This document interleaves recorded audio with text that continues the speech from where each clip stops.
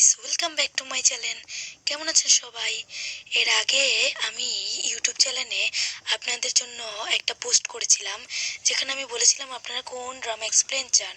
তো আপনারা সবচেয়ে বেশি এই ড্রামাটার এক্সপ্লেন চেয়েছেন, তাই চলে আসলাম এই ড্রামাটা এক্সপ্লেন করতে। আশা করি এই ড্রামাটা আপনাদের ভালো লাগবে।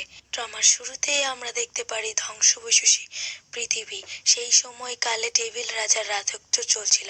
ডেভিল রাজা পুরো পৃথিবীতেই সে রাজত্ব করতে শুরু করেছিল। সে এখানেই থেমে যায়নি, সে স্বর্গকেও নিজের বশে আনতে চেয়েছিল, কিন্তু ওই জায়গার দেবতারা তাইজিনকে সেটা করতে দেয়নি। এবং তাইজিনের আমরা দুটো দাস এবং দাসীকে দেখতে পারি, যারা তার বিশ্বস্ত দাস এবং দাসী ছিল। তারা তাইজিনকে সম্মান প্রদর্শন করছিল। তখন তাইজিন বলে, পুরো পৃথিবীকে আমি নিজের বশে করে নেব। এরপর সিন কাট হয়, আমরা লিসুসুকে দেখতে পারি এবং লিসুসুর সাথে তার একজন বন্ধুকে দেখতে পারি। তার ওই বন্ধুটি লিসুসুকে জানায় যে ডেভিল রাজা কতটা ভয়ঙ্কর। তার এত ক্ষমতা যে হাজারটা দেবতা একসাথে দাঁড় হয়ে গেলেও ডেভিল রাজার সাথে পারবে না। এসব শুনে তো লিসুসু ভয় পেয়ে যায় এবং বলে, সে দানব নাকি?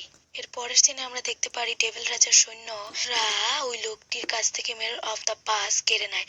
তারপর ডেভিল রাজা সেখানে আসে এবং মিরর অফ দ্য পাস চায়, কিন্তু সেই লোকটি দিতে চায় না। তখনই সেখানে সেই লোকটির বড় ভাই চলে আসে এবং ডেভিল রাজার হয়ে যুদ্ধ করতে চায়, কিন্তু ডেভিল রাজা অনেক শক্তিশালী হওয়ায় তার কিচ্ছু হয় না। উল্টো তারা দুজন অনেক আহত হয়। ডেভিল রাজা এক চুটকিতে তাদেরকে আহত করে দেয়। এরপর ডেভিল রাজা জাদুর সাহায্যে তার সবথেকে শক্তিশালী ফুল নিয়ে আসে এবং সেই ফুল তাদের উপর প্রয়োগ করে। তারপর সে ডেভিল আইস বের করে এবং সেই ডেভিল আইস তাদের বুক এবং মাথার উপর চিহ্নিত করে তাদেরকে আহত করার জন্য। কিন্তু ঠিক তখনই সেখানে লিসুসু চলে আসে এবং তাকে আহত করে। এটা দেখে তো ডেভিল রাজা অবাক হয়, কারণ এই পর্যন্ত 500 বছরেও তাকে কেউ আহত করতে পারেনি।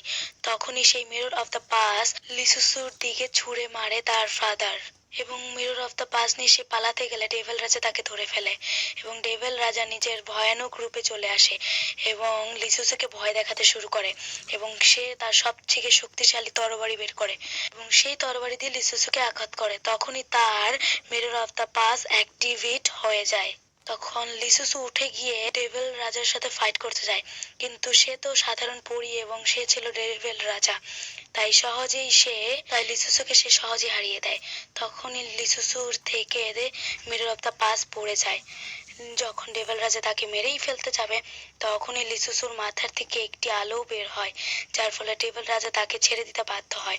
তখনই লিসুসুর কপাল থেকে এক ফোঁটা রক্ত পড়ে মিরর অফ দ্য পাসের ওপর এবং mirror of the pass active হয়ে যায় এবং সেই মিরর অফ দ্য পাসের ভিতর লিসুসু ঢুকে যায়। লিসুসুকে একজন লোক বলে যে, লিসুসু, তুমি একমাত্র ডেভিল রাজাকে আটকাতে পারো, তুমি একমাত্র ভবিষ্যৎকে বদলাতে পারো, তুমি অতীতে গিয়ে ডেভিল রাজাকে ডেভিল হওয়া থেকে আটকাতে পারো। এরপর সে এক ঝলক দেখে নেয় যে ডেভিল রাজার অতীত, ডেভিল রাজা ঠিক কিরকম অত্যাচারের শিকার হয়েছে। এরপর মিরর অফ দ্য পাস লিসুসুকে সেখান থেকে বের করে দেয় এবং মিরর অফ দ্য পাস পড়ে ভেঙে যায়। তখন সেই টুকরো লিসুসু নিয়ে যায়। তখনই তার বাবা তাকে অ্যাক্টিভ করে দেয় পুনর্জন্ম নেওয়ার জন্য। ডেভিল রাজা তাকে আটকাতে গেলে লিসুসুর সেই বন্ধু তাকে আটকিয়ে নেয় এবং জাদুর সুতার সাহায্যে ডেভিল রাজাকে নিজের সাথে পাহাড়ের নিচ থেকে ফেলে দেয়। লিসুসু তো তার বন্ধুকে মরে যেতে দেখে সহ্য করতে পারে না। তখনই তার বাবা তার কাছে তার মেয়েকে নিয়ে আসে। লিসুসু যখন পড়তেই যাবে, তখনই তার বাবা তাকে বাঁচিয়ে নেয় এবং লিসুসু সেই ভাঙা মিরর অফ দ্য পাসের সাহায্যে দেখিয়ে দেয় তার বাবাকে যে ডেভিল রাজা অতীতে তার সাথে কি কি হয়েছে। তখন ডেভিল রাজার আসার অনুভূতি তার বাবা বুঝতে পারে। তারপর তার মেয়েকে সে পুনর্জন্মের পোর্টালে বসিয়ে দেয়। তার 1 ঘন্টা সময় লাগবে পুনর্জন্ম নিতে। ততক্ষণ তার বাবা সেই যুদ্ধে তার মেয়েকে বাঁচাতে সে নিজে চলে যায়। লিসুসু তাকে বলে, বাবা তুমি এখান থেকে যেও না, কিন্তু লিসুসুর বাবা তার মেয়ের কোনো কথা শুনে না এবং সেখান থেকে বেরিয়ে যায় এবং তারা সব দেবতারা একত্রে হয়ে তাদের সব শক্তি একত্রে করে সেই দেওয়ালের চারদিকে একটা ব্যানার তৈরি করে। ডেভিল রাজা তো এটা দেখে হাসতে শুরু করে এবং সে নিজের এক হাতের জাদু দিয়েই সেই পোর্টালটিকে নষ্ট করে দেয় এবং তার ভেতরে ঢুকে পড়ে। এই ব্যানার ভাঙার ফলে লিসুসুর বাবার মুখ দিয়ে রক্ত চলে আসে। এরপর ডেভিল রাজা আকাশে ওঠে এবং সব সৈন্যদের মারার জন্য সে নিজের সব শক্তি একত্রে বাইরে বেরিয়ে করে আনে। তার ডেভিল আইস, তার ফ্লাওয়ার শক্তি সব সে একত্র করে একটি ভয়ঙ্কর শক্তি তৈরি করে বৃষ্টির ফোঁটার মতন তাদের সবাইকে মেরে ফেলে।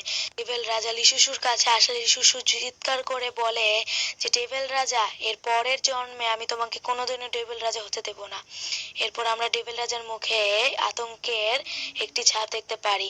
এরপর লিসুসু তার সেই পোর্টাল অ্যাক্টিভ হয়ে যায় এবং তাকে নিয়ে যায় পুনর্জন্মের পোর্টালে।